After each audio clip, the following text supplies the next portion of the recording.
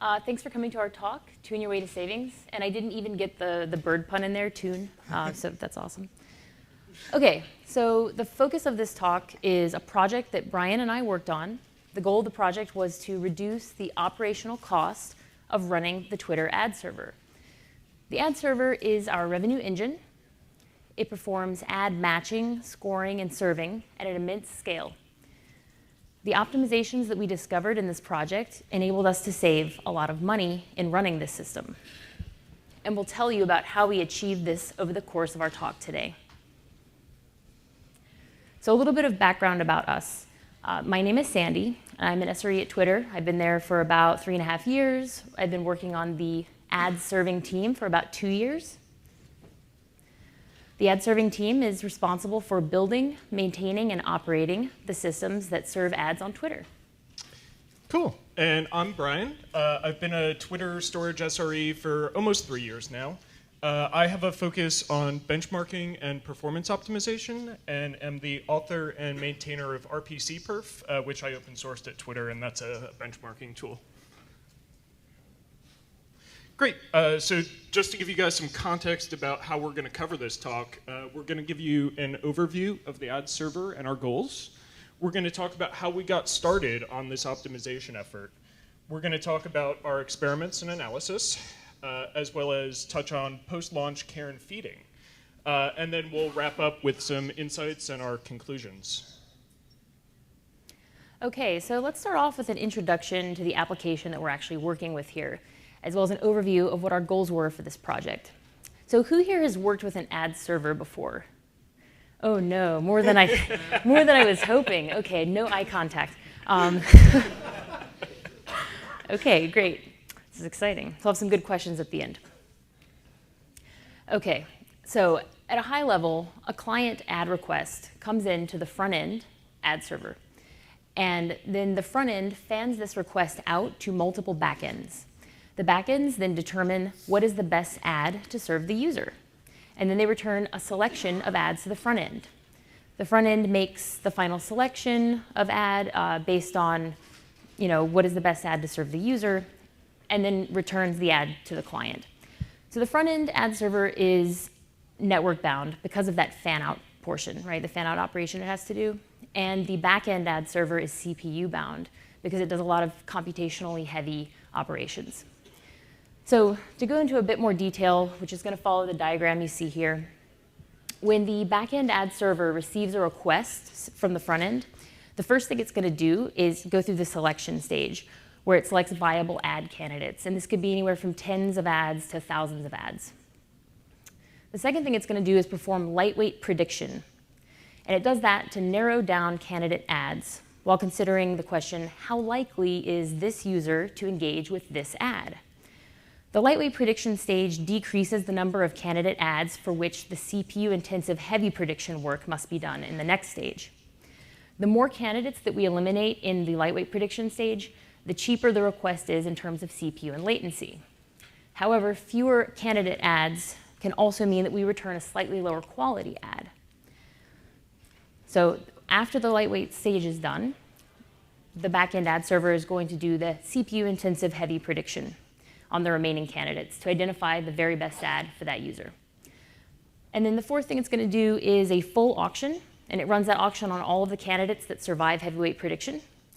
And then it's going to find the ad that it thinks is best and return that ad back up to the front-end ad server. And the front-end ad server is getting these best ads back from all of the backends that it had previously fanned out to. Once the desired candidate reaches back up to the front-end ad server, the front end is going to perform a secondary auction to find the optimal cost per impression for the advertiser. So we want to strike a balance between serving the best ad for the user while also providing the best possible value to the advertiser. Once that secondary auction is complete, we return the winning ad to the client. Cool. So let's talk a little bit about the environment that we're running in. At Twitter, we have a very large shared Mesos infrastructure.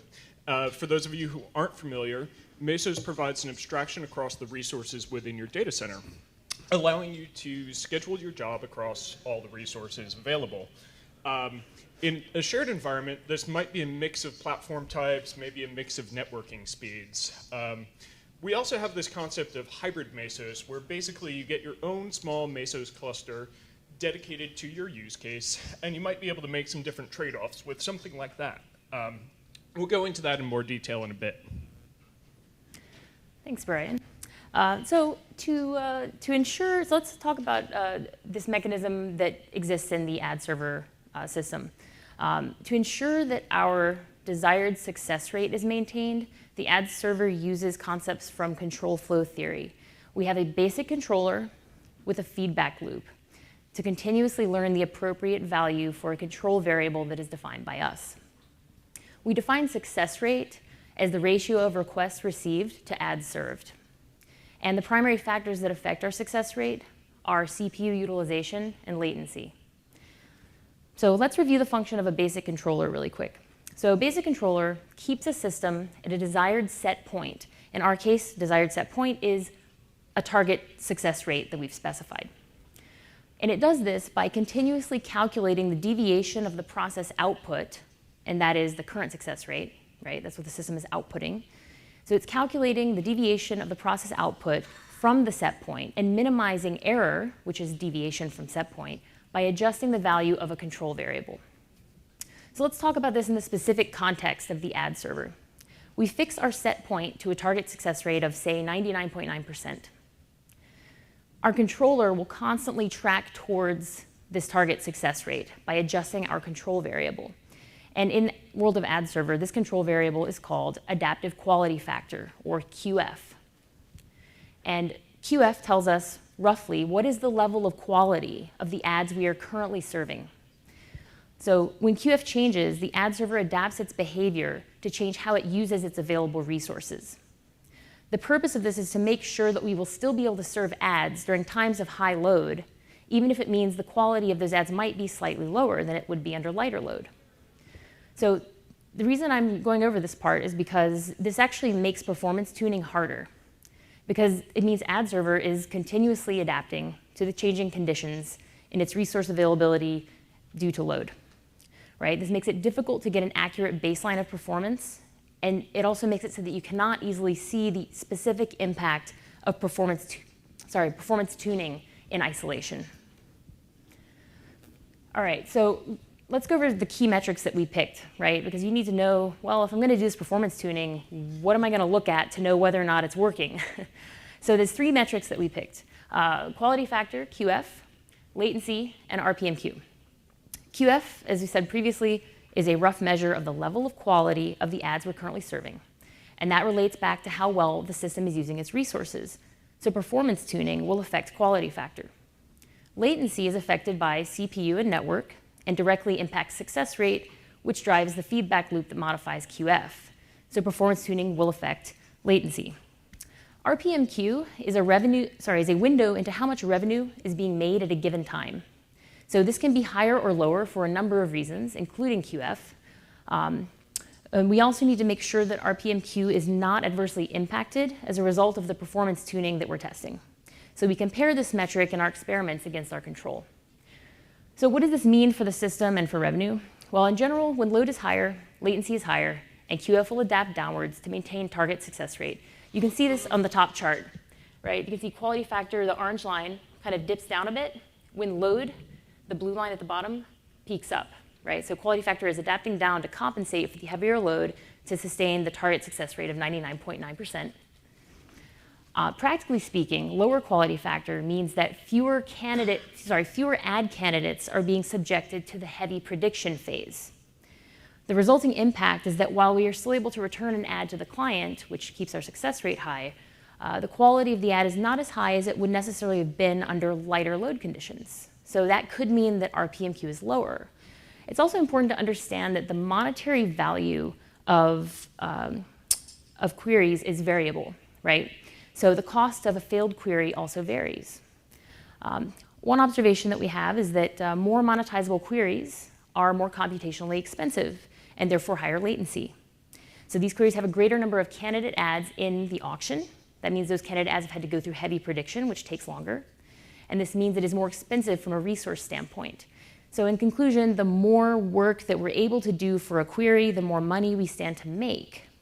And to reiterate why this makes optimizations hard, the adaptive nature of this system, coupled with the constantly changing QPS load, both in terms of volume of QPS as well as the weight of the queries in question, makes data analysis difficult when experimenting with performance tuning. Cool. All right, so let's review what is our hypothesis and our goals. All right, our hypothesis was that if we had more control over how our resources were used, then we could use them more efficiently to do more work with the same amount of resources and therefore do an equivalent amount of work with fewer resources. Our goal was to reduce the overall resource footprint of the ad server, thereby reducing the cost of operation.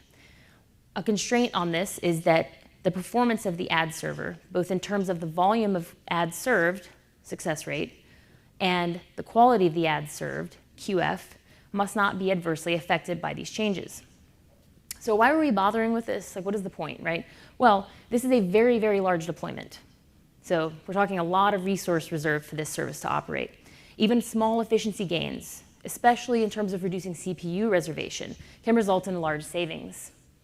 Some of the secondary benefits to this project are that, if we're able to modify our deployment in such a way that we reduce the number of containers, we reduce the amount of load on some of our downstreams. We reduce the amount of logs being written, the amount of metrics being written. And that can also take some of the dollar amount off of our operational costs.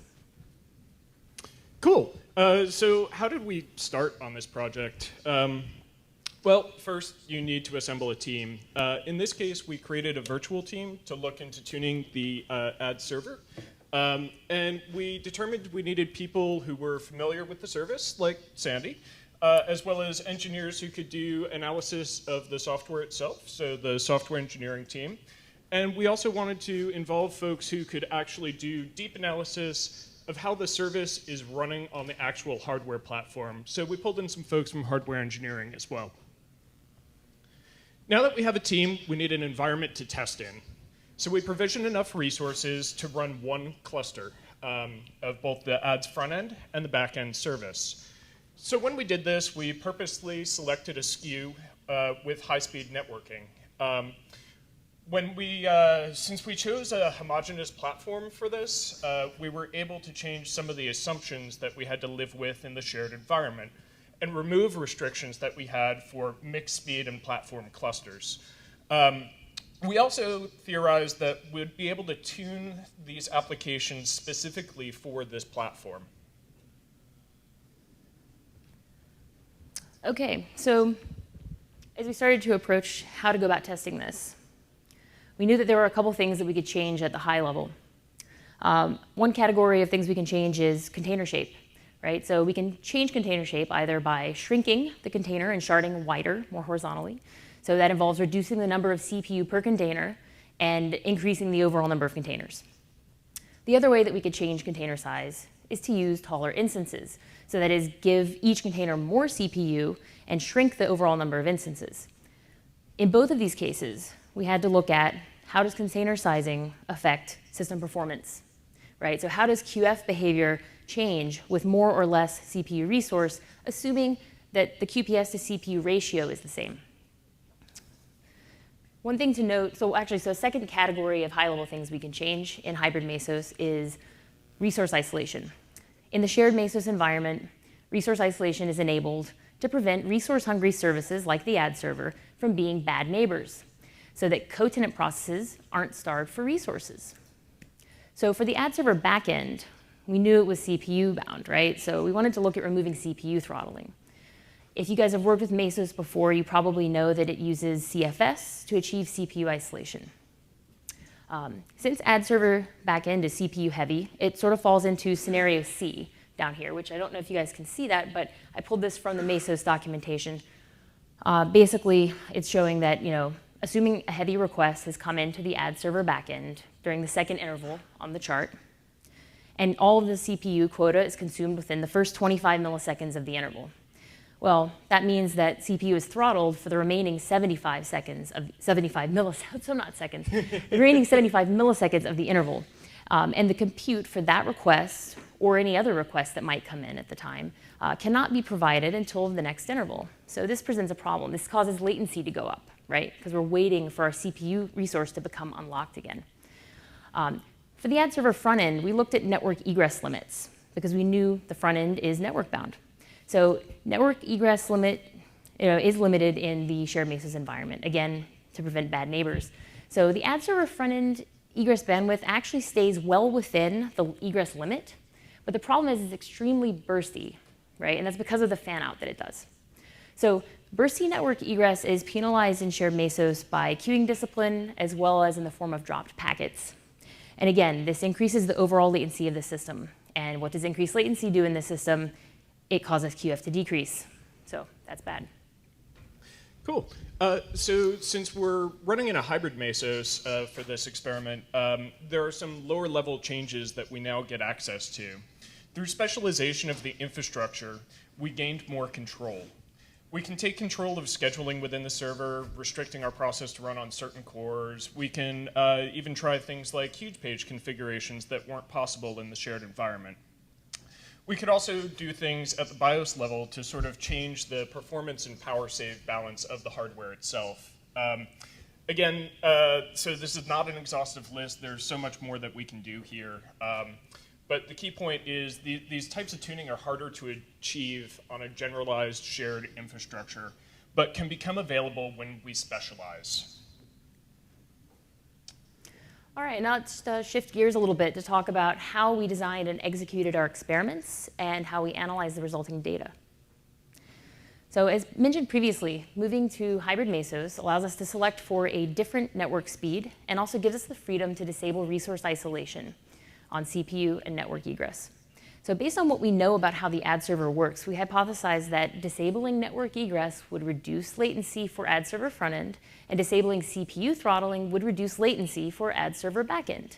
Both of these changes together could have a positive impact on the overall ad server performance because of the reduced latency. This would enable us to maintain our target success rate without QF needing to be adjusted downwards.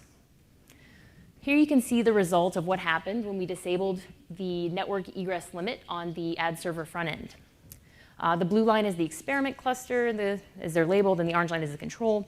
So when we removed the network egress bandwidth limit, we saw that the application was able to make use of the new bandwidth available to it, right?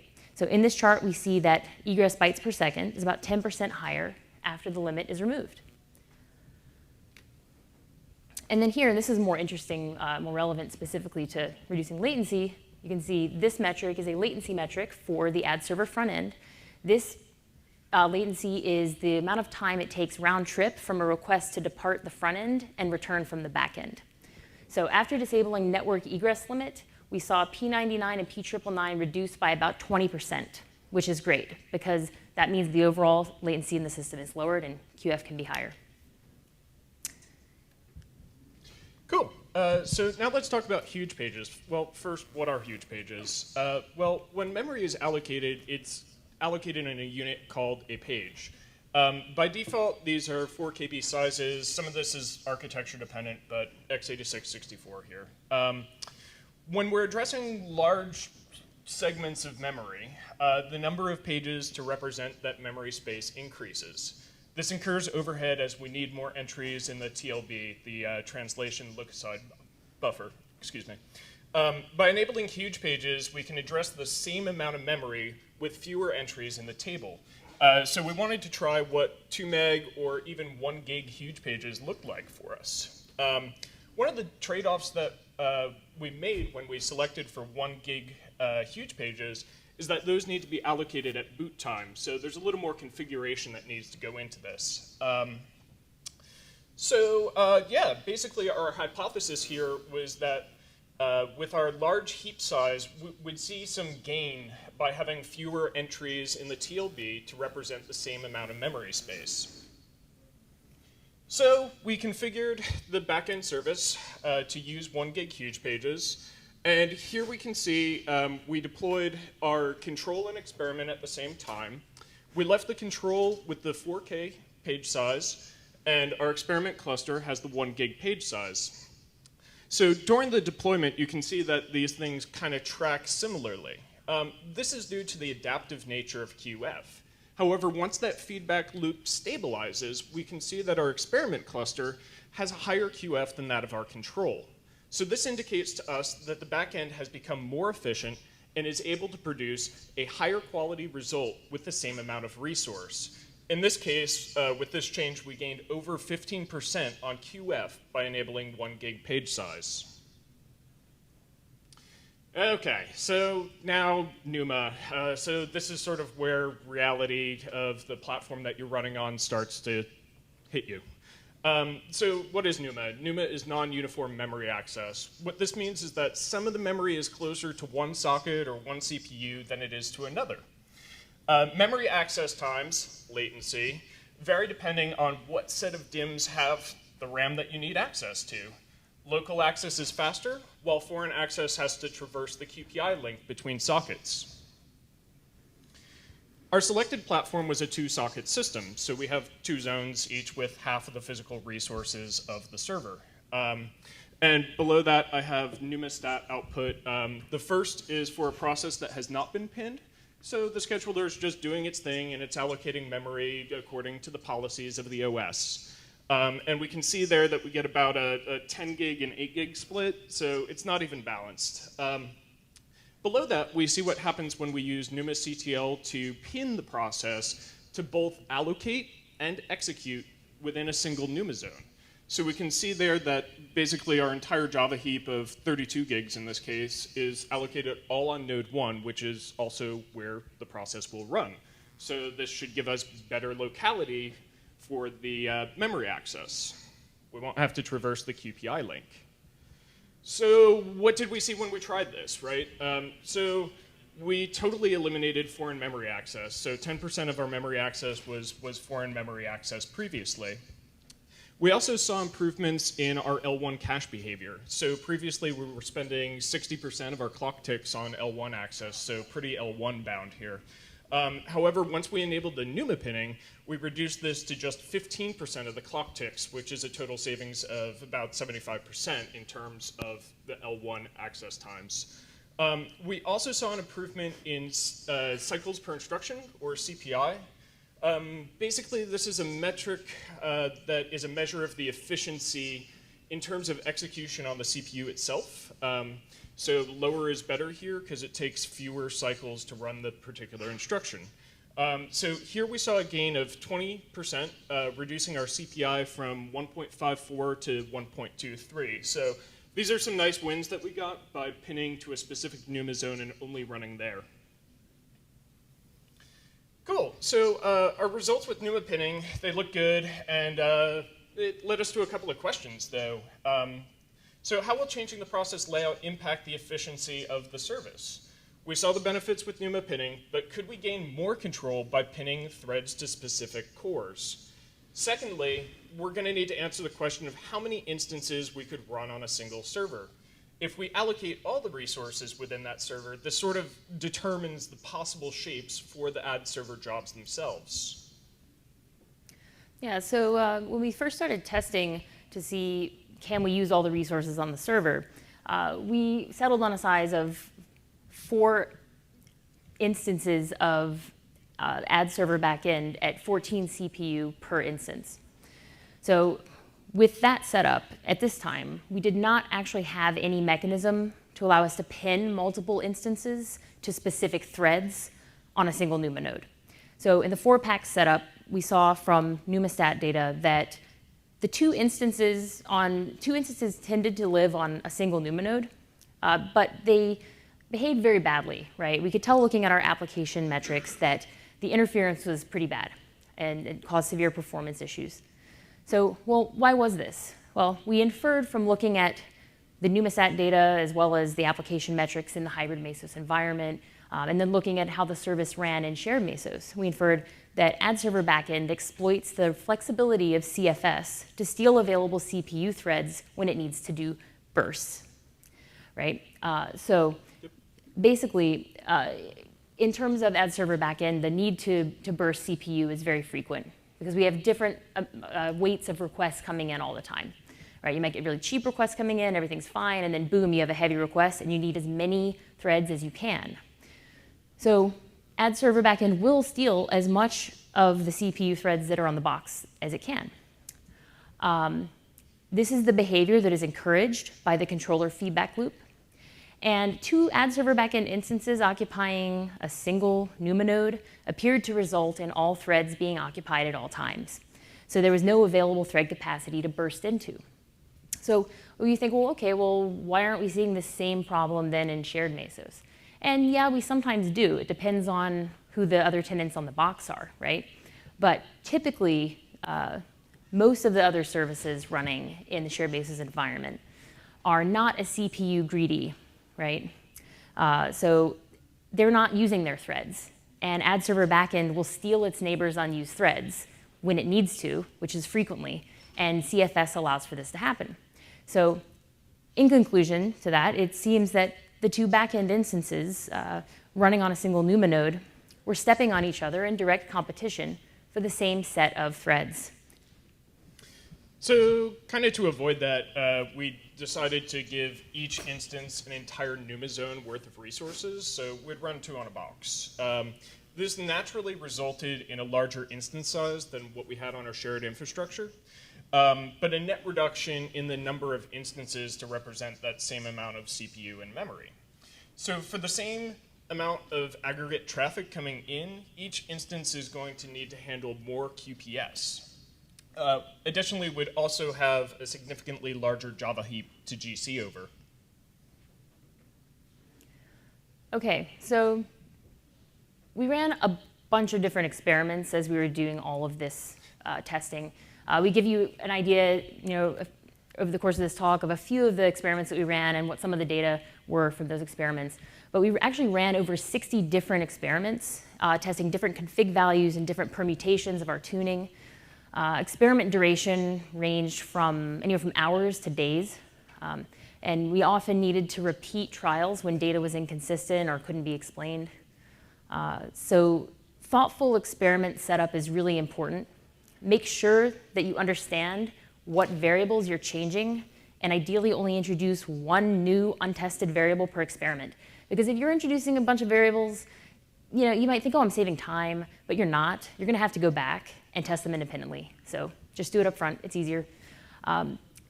Tracking your experiment setup, so start time, end time, and what was my server configured to do in this experiment. Tracking that data is critical for being able to analyze data after the fact. And this is just an example of a spreadsheet that we use for tracking. We sort of track you can see start and end there, and then we have the fine print as our experiment setup, and then notes that we observed, as well as links to dashboards. This is really useful. Yeah, this is really useful, especially because you're dealing with a distributed team, and everybody kind of drops in and looks at a graph when they have a few free cycles to do it.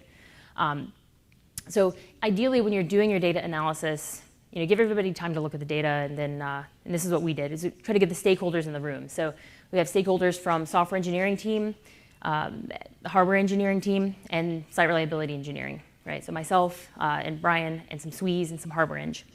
And then with a combined knowledge of these three skill sets, it will enable us to interpret the results of an experiment and assess how the application has responded to the changes that your experiment introduced to the hardware or the config settings.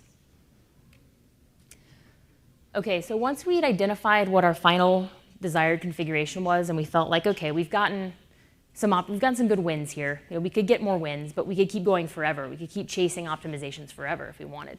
So we decided on a configuration that we wanted to roll out to production, and then we started thinking seriously about what long-term maintenance needed to look like. So making the decision to move to hybrid mesos is not something that we took lightly. It involves a long-term commitment and to ongoing operational work. It involves long-term debugging and experimentation. The work is never really done here. And service owners have to assume some additional responsibilities that used to be handled by specialized infrastructure teams. Right? You're now thinking about a lot of things that you weren't thinking about before. So some of this stuff is easier than other parts of it. The easy part is to make sure that you're working with the relevant teams that are involved in provisioning and setting up new hardware to spec. So make sure you have your hardware pipeline. And make sure that you have correctly integrated your config changes according to the standards required by the team that owns CMS. So if you're on Puppet, for example, make sure that you've added the correct values to the playbook, set up new playbooks if you need to, and make sure that you test those config changes, that they behave as expected under conditions you plan to operate under, right? So if you aren't sure whether the box gets kicked at the end of the Puppet run or if it needs to get kicked at the end of the Puppet run, make sure you iron that detail out early on. Otherwise, it's not a fun surprise. So the harder part of the ongoing operational work is that you're now forever going forward playing in a non-standard sandbox. And your application may not adapt the same way or as well to changes. You have to really be on top of this, and the work is ongoing. So you're always going to be thinking about it a little bit. You may find performance regressions either due to a software regression that previously would have been masked by the safety of the shared environment, or maybe a new load condition that presents itself in production, a load condition that didn't exist when you were doing your testing and you couldn't test for because you didn't know it was a valid case to test. So those things come up. Also, you'll now most likely want to integrate testing new operating system releases and new hardware platforms into your to-do list, whereas for a service in the shared Mesos environment, the bulk of this work is shouldered by other teams. And you'll always want to be on the lookout for opportunities to continue running experiments that can help you identify new optimizations for your system. Great. So what did we learn through all this? We have a couple of key insights and takeaways. Production is very different from a sterile lab environment. The complexities of production systems can make it challenging to untangle the effects of your changes, especially when you have multiple clusters load balanced together and a service that reacts dynamically to changes in traffic patterns and volumes. You will make mistakes, you're going to have some false assumptions, you're going to get some things wrong. Have a plan for when that happens. And be sure that you're always documenting and sharing what you've learned so that other people within your organization can learn from what you have. Yeah, shared knowledge is something that really, I think, not just in projects like this, but everywhere in SRE is something that we can all do more of. It's hard sometimes, but the value really pays off over the long term. Absolutely. So another thing that is sort of a takeaway from this is the importance of staying focused on the metrics you're trying to move. It's good to identify the metrics that you want to move up front before you start running experiments. So over time, we picked out QF, latency, and RPMQ right away. Like, we're like, okay, these are the ones we care about. And as we started to ramp up on our experiments, we realized that there were a bunch of other metrics that caused the metrics we care about to change. And so we start looking at those metrics. And then instead of looking at 3 things, we're looking at 30 things. And that's fine. But ultimately, as our experiments get more sophisticated and we understand more about how the system is responding to our tests, we converge back down onto a smaller subset of metrics. That's going to help you stick to your deadlines, right? Holding your team accountable to stick to these metrics that you've agreed are useful for the purposes of the project is also a huge time saver. Otherwise, people go down rabbit holes. You get somebody who's really excited about something they see on a graph, and they want to go chase it, and they spend half a day running some experiment that maybe isn't even useful based on a false assumption. So sticking to these metrics will help you keep your project on track and help you ship on time. If you get outlier test results, because that's sometimes going to happen, you're going to run an experiment and you're going to say, oh, this one looks very different from the previous 3. Well, rerun the test, conduct another trial. This is more efficient than chasing down outliers because you can spend hours or days chasing down outlier results. Other thing you want to do is resist confirmation bias. Right? Be wary of seeing a change where there isn't one or drawing an invalid conclusion from the data that you see, especially if it looks favorable. After doing a lot of experimentation for a week or maybe 2 weeks and hitting a bunch of dead ends and getting pretty frustrated, you really just want to hear some good news. You want to see some good news. And it's really tempting to sort of think, oh yeah, this one looks better than the last one. But it's probably a trap. As it turns out, this stuff is actually really hard to get right. And there's not much low-hanging fruit. And anything that looks easy is still going to come with its trade-offs. So be thorough and take your time. Cool. You should always be using data to drive your decision-making process when you're doing something like tuning or optimization. But in order to do this, you need to be able to clearly communicate to your audience and share data at the right level. What seems like interesting detail to share with other engineers might be too detailed for higher level executive summaries where metrics like dollars saved matter a lot more. Well-presented data should make the case for if a proposed change is good or bad and provide clear technical evidence to get consensus from the engineering teams. Yeah, that's really important. Because if you go in with a ton of data, people the eyes glaze over and they aren't really listening anymore. And if what you're trying to get out of that meeting is a decision on how to move forward, you need to keep it as concise as possible. All right, so it's also really important to be fully aware of the cost of continuous tuning efforts. So how much engineering resource will your ongoing tuning efforts take and your ongoing maintenance efforts take? That must be weighed to determine if the additional burden of running a custom setup is worth your time. In terms of the payouts of tuning, assuming that you make the same amount of revenue before and after tuning, look at the numbers in terms of were you able to reduce your capacity expenditure percentage such that the cost of acquiring that revenue now represents a smaller percentage of overall revenue earned, right? So you're making the same amount of money, but you're spending less of it to make it. Also think about in terms of secondary savings, where we talked about earlier, reducing the burden on your downstreams, reducing your storage footprint. If you're able to reduce the consumption of downstream systems or writes to downstream systems by reshaping your containers, and you have fewer instances maybe, such as databases and caches that you're no longer talking to as much. That can also represent savings that cuts down your operational bill. So this one's really hard, setting and sticking to your time estimates and your deadlines. Especially when you're working with a virtual team, you need to plan extra buffer for people to be able to do their day jobs and attend to more pressing issues as those come up. Additionally, when you're doing these kind of experiments and you might need to repeat an experiment that took you a couple of days to run, you need to be sure that you kind of pad your estimates appropriately to account for repeat trials. Be realistic also with how much time the people on the team are going to be able to dedicate to the effort. These things take a lot of time and a lot of focus, and you might not always get as much time to work on this as you want. Also be sure that you're sticking to your deadlines. You want to always be sharing your results early and often with the team that you need to get consensus from. So, some conclusions. Well, Sandy and I found this work has a lot of unique and interesting challenges, which really push the depth of your own personal knowledge. It's a great opportunity to work with other engineers with different focus areas and think about all the layers of the stack and how the software is interacting with your physical hardware.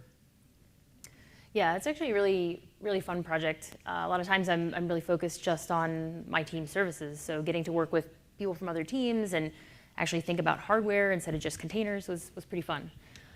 So some other things that we learned, well, the benefits, well, less learning, the benefits of these efforts manifested in the form of savings. So these optimizations that we discovered through this testing enable us to save a lot of money.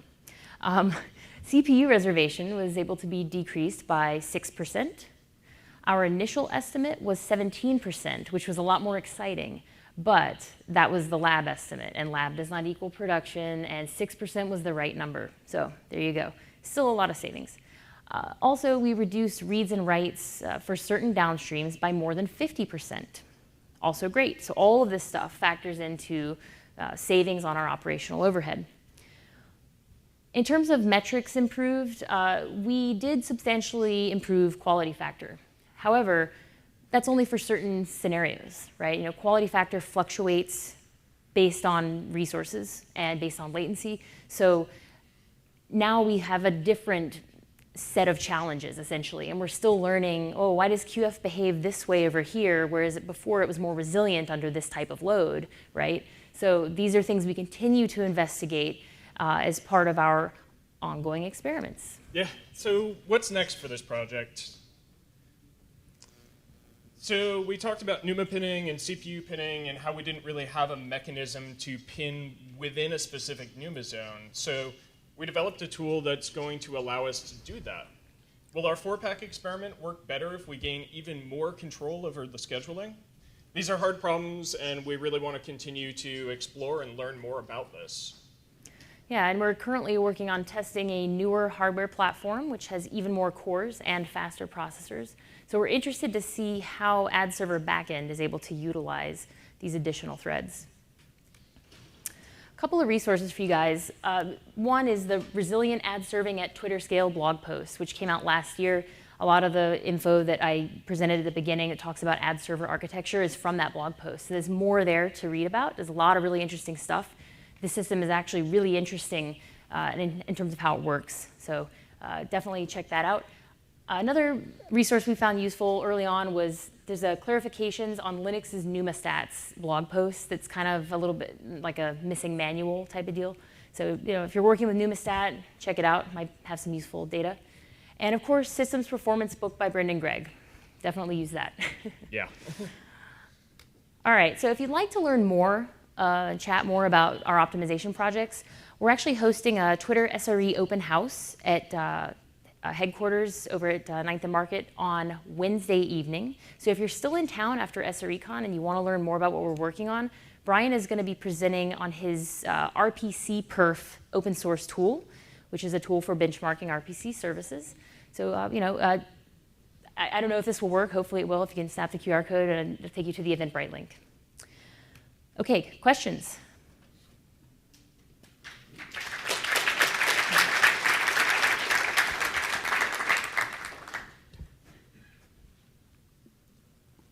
Nope, you beat me to it. Oh, darn it. I thought people had questions. Gosh. Okay, that's all right. Great talk, thank you. Yeah, thanks for coming. Thanks. I was wondering how you gathered the metrics around CPI and L1 ticks with the NUMA pinning. Yeah, so Mesos, the Thermos executor, actually collects a lot of detailed stats like that from perf, so the Linux perf stuff. So for us, that's exposed in our monitoring, and we're able to track those metrics within our Mesos job, essentially. So we get a lot of that for free just through Mesos and the kind of stats that it exposes for us. We also used Intel vTune to get some of the more detailed information about like our L1 cache efficiency and stuff like that. So a couple different ways to look at it, but basic stuff, perf works great. Rick Farrow, I was fascinated by the 1 gig pages. So does that mean that everything in that cluster is now configured with 1 gig pages? Yeah, so what we did is we set aside a certain percentage of the memory within the server to allocate to the 1 gig pages, because you can't do transparent huge pages with a 1 gig page size. You can only do 2 meg if you want to allocate at runtime. So you actually need to specify in your kernel boot parameters that you want this many pages of a 1 gig size and reboot the machine for that to take effect. So Gotcha. we kind of measured how much we thought we were able to give to our service, and so that's what we did there.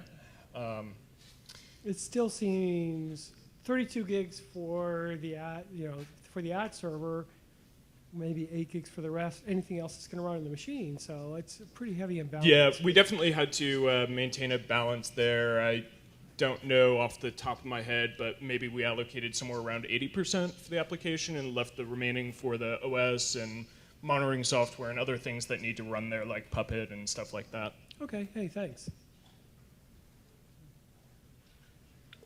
So I'm really interested in the process that you followed for defining your test cases. Specifically, I kind of felt like I was in physics class, right, where I'm being presented with the hypothesis, shown the testing, shown the results. Is that something that your teams have done consistently already, or was that something that you decided to do for this project in particular? Because I feel like you don't see that a whole lot in engineering nowadays. Yeah. So so this is something that I enforce in any project that I'm working on that is of this type, because otherwise it's basically wasting everyone's time. Yeah, and I had done some previous like hybrid Mesos tuning stuff before for our caching services at Twitter.